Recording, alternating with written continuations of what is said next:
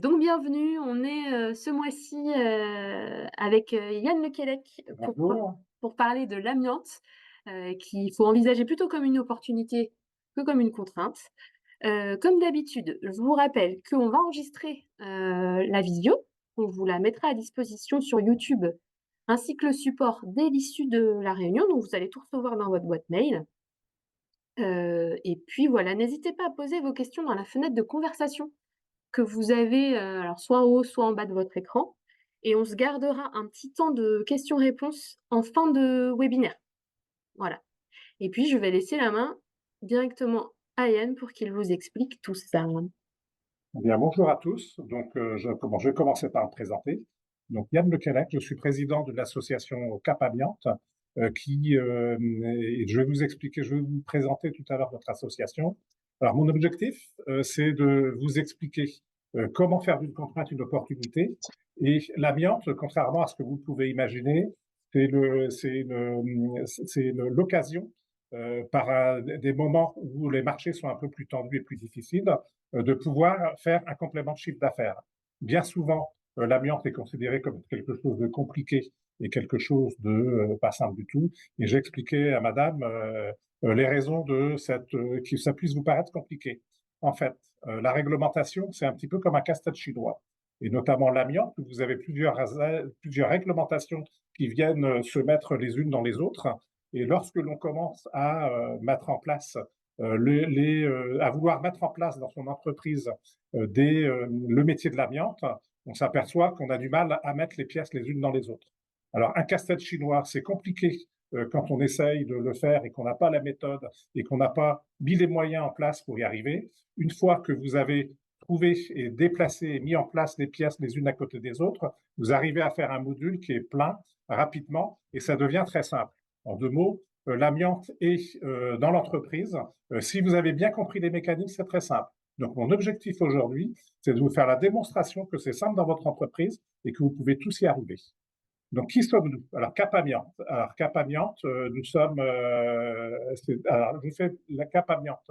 Nous sommes une association d'entrepreneurs indépendants, justement, qui avaient eu cette problématique de se dire qu'ils se trouvaient seuls chez eux et qui se disaient, mais comment peut-on faire? Donc, nous nous sommes retrouvés avec plusieurs entrepreneurs pour y arriver. Moi-même, je suis entrepreneur. Je fais du retrait de matériaux amiantés et j'interviens aussi sur de l'intervention et de l'entretien à proximité de matériaux amiantés. Donc, ayez toujours à l'esprit que vous avez dans la réglementation amiante deux activités qu'on appelle vulgairement la sous-section 3, qui est un extrait du décret du 2 mai 2012, et vous avez la sous-section 4 qui concerne plus particulièrement notre sujet d'aujourd'hui sur les interventions amiantes et ce qui est sur lorsque vous êtes à côté de matériaux amiantés. Alors, notre métier, nous, l'amiante, les métiers de l'amiante sont accessibles à toutes les entreprises travaillant dans la rénovation du bâtiment. La maîtrise de l'amiante dans la rénovation permet plusieurs choses. Tout d'abord, une meilleure organisation de l'entreprise. Meilleure organisation de l'entreprise parce que dès lors que vous avez compris les mécanismes de l'amiante, vous allez pouvoir mettre en place une organisation simple qui vous permet à tout moment de répondre à vos besoins de marché et à votre geste métier. Deuxième point, c'est une réelle montée en compétences. À partir du moment où vous êtes organisé, vous allez pouvoir tranquillement monter en compétences dans votre entreprise et en agissant, bien entendu, en toute sécurité pour votre personnel et pour vos clients. Et bien entendu, un des points les plus importants, c'est que vous allez pouvoir assurer un complément de chiffre d'affaires dans votre entreprise. Alors, un avertissement. Certains d'entre vous ont été formés, d'autres non. Donc, je suis là pour vous répondre. N'hésitez pas à à poser des questions sur votre messagerie pour que je puisse y apporter toutes les réponses possibles et imaginables. Donc, la présentation qui suit nous permettra de faire le point, mais pas d'inquiétude. On est là pour vous aider. Et l'amiante dans les métiers du bâtiment, c'est facile. Donc, ne paniquez pas, reprenez toujours en tête l'esprit du casse-tête chinois. Le casse-tête chinois, on va vous expliquer comment mettre les pièces en place pour que ce soit facile dans votre entreprise et que vous y arriviez. On y va. Alors, un petit rappel, il n'est plus à démontrer que l'amiante tue. L'amiante est omniprésent sur les chantiers de rénovation et il ne faut pas croire que vous en ayez que sur des matériaux que vous voyez. Et c'est ce que j'expliquais à madame, c'est que l'amiante, vous pouvez en avoir en couverture, c'est visible. Souvent, On imagine bien ces amiantes, ces tuyaux en amiante ciment, mais sachez que vous en avez aussi dans les peintures, dans les plâtres, dans les sols, etc., et à peu près partout. Quelques chiffres. 1800 cancers liés à l'amiante reconnus chaque année en France. Ça, c'est ceux qui sont reconnus, et vous avez un certain nombre qui sont dissipés. Et il reste environ 20 millions de tonnes d'amiante disséminées dans les bâtiments en France. Donc, vous voyez que ces 20 millions de tonnes, c'est un danger, et c'est aussi pour vous une opportunité. Et ce que je vous ai expliqué, qu'une contrainte devient une opportunité, c'est une opportunité pour vous pour mettre en place un geste métier dans vos entreprises et être capable de vendre votre geste métier. On y va. Alors, les enjeux pour les entreprises intervenant sous section 4, on va parler surtout de la sous-section 4. Il n'est pas question aujourd'hui de parler de la sous-section 3. Donc, je vous rappelle que la sous-section 4, c'est l'intervention sur des produits amiantés ou à proximité de produits amiantés. C'est en premier lieu vendre son geste métier à son juste prix. Aujourd'hui, il y a trop d'entreprises qui font ça à l'arrache en se disant c'est trop compliqué, c'est un casse-tête chinois et qui ne vendent pas leur métier. C'est une erreur, surtout par les temps qui courent où le marché est en train de se restreindre. Et c'est aussi le deuxième point, protéger ses salariés et ses clients contre la contamination et notamment avec les fibres d'amiante. Et bien entendu, c'est aussi protéger le chef d'entreprise contre le risque pénal et civil. Il ne s'agit pas de mettre en danger ses salariés, et il ne s'agit pas de créer un problème sur un chantier où vous allez polluer complètement l'atmosphère. Donc protégez-vous. Pour vous protéger, vous reprenez toutes les pièces du casse-tête chinois, on vous explique comment les mettre bien en place et on vous donne les clés pour y arriver. Alors, le propos d'aujourd'hui est de vendre son geste métier dans les travaux de rénovation du bâtiment et des bâtiments en général. Un petit rappel sur ce que c'est que la sous-section 3 et la sous-section 4. Donc, entre la sous-section 3, quelle différence? Quelle différence? Alors, la sous-section 3, pour que ce soit très clair pour ceux qui n'ont pas fait de formation pour l'instant et qui sont débutants, qui n'ont pas encore fait de l'amiante, la sous-section 3 concerne uniquement les travaux de dépose et nécessite une certification de l'entreprise. C'est une démarche qui est souvent longue, qui peut être périlleuse et difficile et qui nécessite un investissement lourd en temps et dans certains métiers en matériel. La sous-section 4, c'est quelque chose de beaucoup plus simple. Ça concerne les travaux d'intervention sur les matériaux amiantés ou à proximité de matériaux amiantés. Ces travaux sont exécutés par des travailleurs formés.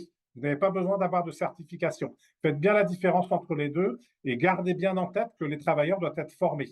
Formés pour être sur le chantier et formés aussi au bureau pour avoir une gestion intelligente et une gestion qui vous permettra justement de mettre ces briques de votre casse-tête chinois de façon bien rangée et de façon rapide pour que vous puissiez faire du résultat. Donc, je vous ai mis un lien pour qui vous précise en fait comment on peut faire la différence entre la sous-section 3 et la sous-section 4. Parce qu'à certains moments, en sous-section 4, on peut être amené à déposer de petites surfaces. Donc, la réglementation et notamment les recommandations, il existe un logigramme fait par la DGT qui vous permet de retrouver, de bien figer les frontières entre la sous-section 3 et la sous-section 4. Tout au long de notre présentation, vous verrez que la réglementation est bien faite. Le tout, c'est de bien ranger les pièces les unes à côté des autres. Vous avez l'exemple du logigramme que je vous ai mis que vous avez à l'écran. Donc, c'est quelque chose de relativement simple. Il suffit de suivre les flèches et ce qui vous indique, en fait, dans quel cas vous êtes en sous-section 3 ou en sous-section 4 lorsque vous posez des questions. Il est important que vous utilisiez ce logigramme parce que ça vous permettra de justifier auprès de votre client que vous êtes dans votre bon droit et que vous êtes pile poil dans la réglementation. Ça, c'est des choses dans notre association qu'on peut aussi vous expliquer. Et n'hésitez pas à certains moments de poser les questions si nécessaire, s'il faut s'arrêter 5 minutes. Autrement, on verra toutes les questions à la fin de la présentation. On y va. Alors, un point important, le texte qui est le plus important dans le domaine de l'amiante pour nous, c'est le décret du 4 mai 2012 relatif au risque d'exposition à amiante. Ce texte réglementaire fondateur permet de définir le risque amiante et précise les moyens à mettre en place dans les entreprises pour protéger la population et les tiers. En 2 mots, ce texte, c'est un petit peu les prémices des moyens utilisés pour mettre toutes les pièces les unes contre les autres pour que tout soit bien collé, que vous ayez quelque chose de solide et que ça devienne simple. Les points importants sur l'amiante, il faut savoir que ce décret définit la façon d'évaluer le risque. Ce décret l'intérêt de ce décret, c'est que ça va vous donner les règles pour vous protéger, vous, en tant que en tant que chef d'entreprise, et d'apporter la preuve à vos salariés et de rassurer leurs salariés sur les gestes métiers qu'ils vont utiliser.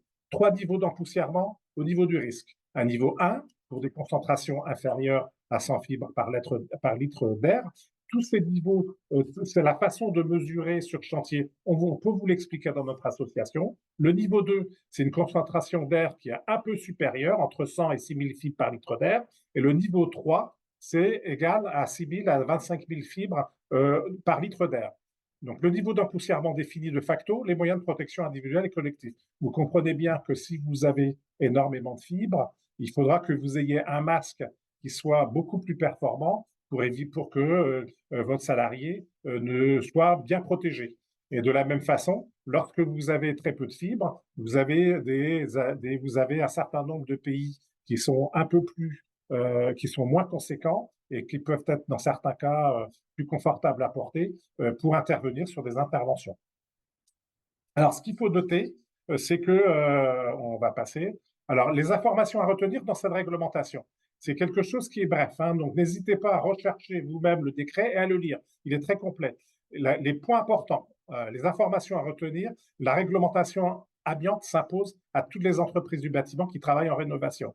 Donc, si vous faites de la rénovation et si vous n'êtes pas formé, vous mettez en danger et vos salariés et vous mettez vous-même, chef d'entreprise, en danger par rapport au risque pénal. Et encore une fois, l'amiante, c'est simple. Donc c'est ce que je vous présente. La plupart des chantiers en sous-section 4, dès lors que le geste métier maîtrisé présente un risque d'empoussièrement de niveau 1. L'avantage de cette réglementation, c'est que vous gardez la maîtrise de votre geste métier. Vous êtes des entrepreneurs qui avaient déjà un geste technique approuvé. Donc, le point important, c'est vous savez comment retirer les matériaux susceptibles d'être amiantés. Donc, vous êtes à même de trouver les meilleures solutions qui feront que vous serez sur un niveau d'empoussièrement de niveau 1. À partir du moment où vous êtes sur un niveau d'empoussièrement de niveau 1 et que vous avez la maîtrise parfaite de votre geste métier, vous verrez que les moyens à mettre en place ne sont pas très élevés. La maîtrise et la préparation dans l'entreprise des gestes métiers permettent, outre le fait de protéger les travailleurs de l'amiante et les tiers, d'adapter les moyens à moindre coût. Ce qui veut dire à moindre coût et à plus d'efficacité. Et si vous êtes efficace, c'est aussi un prix compétitif pour vous positionner sur vos marchés. Alors, mais qu'en est-il qu'en est-il pour l'entreprise lors de leurs interventions? Premier point, vous êtes informé et formé. Ce qui était une contrainte devient une opportunité d'affaires pour tous les métiers. Donc, si vous êtes formé et informé, et que vous pouvez même vous appuyer sur l'association Cap Amiante, vous aurez tous les éléments pour aller très vite pour mettre en place, pour que votre casse-tête chinois puisse se monter en quelques secondes ou très rapidement. La bonne maîtrise de son geste métier adapté à l'amiante permet sa valorisation juste pour l'entreprise et son client, tout en garantissant la sécurité de chacun. Donc, ayez une bonne maîtrise de votre geste. Si vous avez la bonne maîtrise de votre geste, vous aurez d'autant plus de facilité pour en parler avec votre client, le rassurer et apporter la garantie de sécurité à tous. Alors, la bonne stratégie à adopter. Tout d'abord, définir les gestes métiers de votre cœur de métier où vous êtes susceptible de rencontrer des matériaux amiantés. Sur ce point, il est important que vous puissiez demander à vos clients qu'il y a un repérage amiante. Et une fois que vous avez ce repérage amiante, vous pourrez définir les gestes métiers à mettre en place et élaborer dans votre entreprise un processus et un mode opératoire qui vous permettra d'optimiser votre geste et de la même façon de bien vendre votre geste et de vous recréer un revenu complémentaire. Le deuxième point, une fois que vous avez décelé où se trouve l'amiante et quels sont les gestes métiers à mettre en place, une entreprise de couverture, par exemple, peut avoir 3 ou 4 gestes métiers. Ça peut être la dépose d'une couverture ardoise, la dépose d'une couverture en tôle ondulée et quelques canalisations des centres d'eau pluviale qui sont en amiante ciment. Un plombier, ça peut être de retirer tout simplement par un geste simple, une bride avec des matériaux amiantés, sans toucher l'amiante, vous coupez de chaque côté la canalisation, vous mettez en sac, c'est joué. Un maçon pour avoir un geste métier simple quand il fait une démolition et pour des choses les plus simples. Et pour rester sur un niveau 1, dès que vous sentez que vous risquez de dépasser et de passer à un niveau 2, dès que vous avez fait votre formation, vous avez aussi les compétences pour vous adresser à une entreprise qui est plus élaborée, qui travaillera en service et en sous-traitance pour vous accompagner sur vos chantiers. Donc, soyez au niveau de la formation. L'intérêt de la formation, c'est que ça vous permet de bien connaître votre risque, bien voir ce qui va, ce qui ne va pas, et de pouvoir justement mettre la bonne stratégie en place dans votre entreprise pour faire du résultat et vendre votre geste métier et le geste métier éventuellement d'un sous-traitant pour votre marché. Le deuxième point, une fois que vous avez défini, que vous êtes formé, que vous avez pu voir et que vous êtes informé des métiers de l'amiante, il faut définir le risque d'empoussièrement. Le risque d'empoussièrement va vous définir le moyen des protections individuelles et collectives à mettre en place. Donc, vous regardez, une fois que vous mettez en place dans votre entreprise votre geste métier en faisant un test, et le test, vous verrez, en mesurant quel est le niveau d'empoussièrement et vous permettra de garantir et d'apporter une réponse à vos clients sur la qualité de protection et de sécurité que vous allez mettre en place sur votre chantier. Alors là encore, c'est quelque chose de simple. Vous pouvez vous faire aider par l'OPPBTP. On peut vous aider pour vous expliquer comment mettre ce geste en place. C'est vraiment quelque chose qui est relativement simple. Une fois que vous avez défini votre risque d'empoussièrement, il ne vous reste plus qu'à prendre, qu'à mettre les moyens en place dans votre entreprise. Les moyens sont de plusieurs ordres. Vous avez les moyens matériels, donc prendre les masques adaptés en fonction du risque que vous avez défini, prendre un aspirateur si vous voulez faire un chantier simple et éventuellement un pulvérisateur. Et si vous voulez aller plus loin, c'est prendre du matériel plus sophistiqué. Mais sur les coûts, on en parlera un peu plus tard. Une fois que vous avez mis les moyens dans l'entreprise, eh bien, vous allez réaliser le chantier test, comme je vous disais, qui confirme l'efficacité de votre geste, de l'empoussièrement qui en résulte et qui apporte la preuve que vous êtes bon dans votre geste métier et que vous apportez une réponse à votre client. Alors, quantifier, le dernier point qui vous reste à faire, c'est de quantifier les coûts complémentaires de votre geste métier par rapport à un geste normal. Une fois que vous avez fait ça, c'est parti. Vous devenez des champions de l'amiante et vous pouvez vous adresser à votre client, leur apporter la preuve et avoir un langage qui rassurera votre client, qui rassurera vos salariés et qui vous permettra de faire un meilleur chiffre d'affaires. Quel coût pour l'entreprise? Eh ben, c'est un point dont je vous parlais tout à l'heure. Un rappel, le geste métier maîtrisé, comme je vous le disais, permet de limiter le niveau de risque d'empoussièrement. L'investissement pour l'entreprise de geste métier de risque de niveau 1 sera pour la formation, l'achat d'EPI, les masques, les combinaisons, les EPC, moins de 3 000 euros. Ça peut même descendre jusqu'à 2 000 euros pour des gestes simples. Donc, à vous de sélectionner vos gestes métiers que vous pouvez mettre en place dans vos entreprises. Et je peux vous assurer que les gestes métiers de niveau 1, ça représente 80% des gestes métiers de l'artisan sur des chantiers classiques. Et dès que vous montez sur un geste métier supérieur de niveau 2, là, l'addition commence à monter parce que vous pouvez monter avec les unités mobiles de décontamination et dès que vous êtes en intérieur, jusqu'à 25 000 à 30 000 euros d'investissement.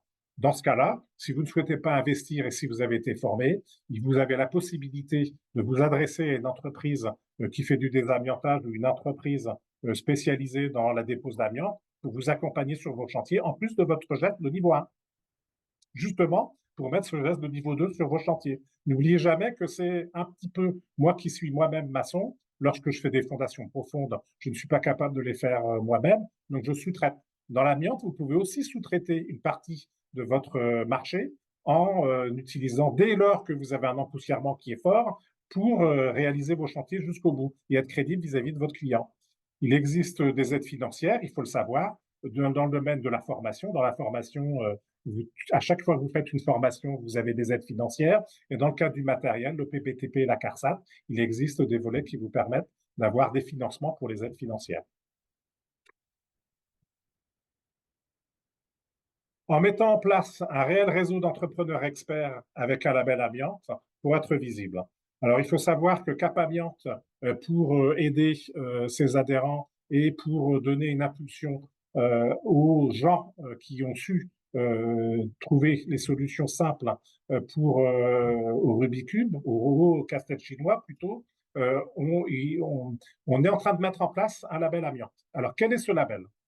Le label amiante, on entend le principe du label. Le principe du label, c'est de vérifier dans un premier temps que les entreprises ayant les gestes, que les entreprises ayant les gestes métiers amiante, qu'on puisse les rendre visibles. Permettre à ces entreprises de vendre leurs gestes métiers. C'est le principe du label aussi. Et permettre à ces entreprises que ces entreprises soient clairement identifiées. Donc, il faut savoir qu'aujourd'hui, les entreprises qui ont mis les moyens sur leur chantier ne sont pas toujours clairement identifiées. Je prends pour exemple, si vous êtes vous-même, que vous avez mis du personnel en formation, ce personnel et que vous-même, vous n'êtes pas formé chef d'entreprise ou cadre de l'entreprise, vous apercevez souvent qu'il y a une distorsion entre votre personnel qui fait le chantier et les moyens à mettre en place pour bien réaliser ce chantier.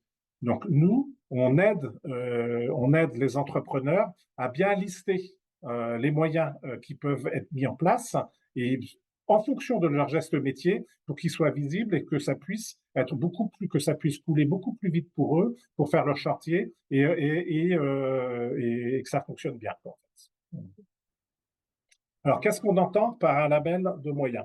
Alors, le label de moyens, c'est un label qui permet de vérifier que l'entreprise candidate a une capacité à répondre aux exigences de la réglementation amiante en termes de formation, de matériel et de mode opératoire. En deux mots, on regarde si les entreprises, par rapport à ce casse-tête chinois, ont bien compris tous les mécanismes pour que le casse-tête chinois ne soit plus un casse-tête chinois, mais soit tout simplement un exercice simple qui se fait en quelques minutes et pour qu'il puisse répondre et qui dépasse poser de questions au moment où il fait le chantier, que tout soit carré en fait. Le label amiante, pour être reconnu par les clients, pour travailler dans le cadre de la réglementation, pour valoriser son entreprise, pour valoriser son travail. Alors, il existe un outil d'auto-évaluation. L'outil d'auto-évaluation de la CARSAT Pays de Loire qui vous permet de faire le point. Donc, il est disponible sur ce lien. En fait, vous avez un lien si certains d'entre vous ont déjà fait la démarche de formation au niveau de son entreprise et qui doute toujours et qui a du mal à trouver les bonnes solutions pour mettre en place, recomposer son casse-tête chinois. Il existe un lien, on vous a mis le lien d'un dispositif sur le net qui permet de vous auto-évaluer. C'est un document qui a été fait par la CARSAT, c'est un document que vous pouvez utiliser, qui est libre, et ça vous permet de voir tout de suite si vous avez bien mis tous les outils en place chez vous et mis tous les bras de levier pour réussir dans votre démarche amiante dans l'entreprise. Vous pouvez nous rencontrer aussi avec cette auto-évaluation et on vous aidera en fait à vous expliquer les manquements ou si vous êtes performant, etc. Nous sommes là pour vous et pour vous aider. N'hésitez surtout pas à faire appel à nous. Le cheminement pour bénéficier du label, eh ben c'est simple, cela commence par votre investissement dans les moyens qui vous permettent l'élaboration de vos gestes métiers. Et si, dans le cas où vous n'avez pas encore mis tous ces moyens, on fait le bilan avec vous et on vous explique comment faire les moyens, comment mettre en place les moyens. Ça peut passer par de la formation risque amiante pour vos collaborateurs chantiers. Et la formation, c'est une formation qui est obligatoire et qui est obligatoire pour les opérateurs et qui est fortement conseillée pour les encadrants pour bien connaître les mécanismes en fait. Du personnel bureau, c'est aussi de former aussi votre personnel bureau qui vous accompagne dans votre démarche administrative. Parce que dans l'amiante, vous avez un petit peu de démarche administrative, vous devez mettre en place et rédiger la technique que vous allez utiliser de votre geste métier par le mode opératoire. Donc, ça nécessite que votre personnel de bureau soit un petit peu formé pour bien comprendre comment ça marche. Mais ça, c'est des choses qu'on vous expliquera dans notre association. Les mécanismes sont clairs, sont simples, et on vous donnera tous les éléments pour mettre en place les bonnes dispositions dans vos entreprises. Un petit exemple, donc s'il y a un dossier à remplir pour le label, c'est facile et gratuit en plus pour les adhérents. Pour les adhérents de Cap Amiante, c'est gratuit. Je vais vous montrer, en fait, il n'y a pas grand-chose à mettre dedans. C'est tout simplement de déclarer en fait ce que vous avez, les gens qui sont formés, de nous préciser en fait le niveau d'empoussièrement que vous souhaitez mettre en place pour vérifier en même temps que vous avez bien les équipements adaptés en fonction des objectifs que vous vous êtes fixés. Et bien entendu, c'est aussi de donner le récépissé de la transmission de vos modes opératoires. Donc ça, c'est des choses qui peuvent vous paraître barbares. C'est peut-être encore pour vous un casse-tête chinois, mais dès que vous nous rencontrerez, on vous expliquera et c'est quelque chose, encore une fois, qui est simple. Alors l'accompagnement. Cap Amiante organise des réunions d'entraide. L'avantage de notre association, c'est que nous sommes passés par là où vous êtes peut-être déjà en train de passer, c'est-à-dire que ce casse-tête chinois, on l'a testé pendant de nombreuses années. On s'est retrouvés ensemble pour trouver la meilleure méthode pour imbriquer les pièces les unes dans les autres. Aujourd'hui, on a la méthode, on peut vous aider et Cap Amiante est là pour faire des réunions d'entraide afin d'informer les entreprises, bien entendu, pour leur permettre de trouver les bonnes informations et les solutions et afin de permettre de mettre en place l'ensemble des moyens adaptés pour vos gestes métiers. Mais en même temps, c'est chacun mettra ses gestes métiers dans l'entreprise. Donc, nous, on vous mettra des pistes, on vous fléchera on vous fléchera des solutions. À vous d'être acteur de votre métier de l'amiante et de mettre en place ce qu'il faut dans votre entreprise pour pouvoir vendre leur geste métier à leur juste prix et à leur juste valeur. Donc, il faut vraiment que vous mettiez il y a un petit travail préparatoire à faire. Et une fois que ce travail préparatoire sera fait, vous verrez que c'est très simple et vous pourrez vendre votre geste métier à son juste prix. Alors, rejoignez-nous, hein, vous pouvez adhérer à notre association et n'oubliez jamais que le label est gratuit. Donc, il ne faut vraiment pas hésiter à venir vers nous pour qu'on puisse vous aider si vous vous sentez prêt à vous lancer et prêt à faire des résultats complémentaires dans le domaine de l'amiante. Alors, pour figurer sur la liste, sur la liste des entreprises labellisées destinées aux clients, donc la liste label amiante regroupe les noms et coordonnées des entreprises qui est largement diffusée. Non seulement vous êtes dans notre association, mais en plus on fait la promotion de votre entreprise. À partir du moment où vous avez mis les moyens dans votre entreprise, il n'y a pas de raison que vous puissiez pas être mis sur le devant de la scène pour pouvoir vendre votre geste métier. Cette liste permet la promotion des entreprises disposant de moyens et est consultable par tout à chacun de façon dématérialisée. Mais ça, c'est des choses qu'on vous expliquera dans notre association. Eh bien, écoutez, je vais vous dire merci pour votre écoute et j'attends vos questions et ça sera avec plaisir que je vais répondre à vos questions. Alors, je vais me permettre d'arrêter le partage pour qu'on puisse vous voir et voilà. Et surtout que Yann puisse vous voir. Alors, il n'y a pas beaucoup qu'on ait caméra. Il y a un peu de monde, ça fait plein de gens. Ouais, c'est ça. Alors, il y a eu quelques questions pendant que vous parliez. Il y en a auxquelles vous avez déjà répondu. Dans quelle mesure peut-on faire du changement partiel de couverture ou de la réparation en sous-section 4? Alors, c'est clairement défini. Je dirais que le changement partiel de couverture dans le cadre, par exemple, d'un changement de Velux, c'est de la sous-section 4. Dans le cadre de quelque chose de beaucoup plus global, vous serez dans la sous-section 3. Mais ça, c'est quelque chose qui est parfaitement défini dans le logigramme que vous avez. Et puis, n'hésitez pas à vous rapprocher de nous si si vous faites de la sous-section 4 pour qu'on puisse vous aider dans ce domaine.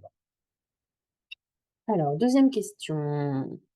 Vous avez répondu aussi, hein. S'attaquer au marché de l'amiante, comment ça commence et combien ça coûte pour démarrer petit? Alors, on a en partie répondu, mais encore une fois, je voudrais rassurer Stéphane. Stéphane, le marché de l'amiante, c'est quelque chose de simple. Ça peut paraître compliqué. Encore une fois, je reprends toujours cette idée du casse-tête chinois. Vous avez plusieurs réglementations qui sont disséminées et vous êtes impacté sur plusieurs réglementations. Le tout, c'est de bien positionner les pièces les unes à côté des autres pour rendre les choses simples. Donc, c'est simple.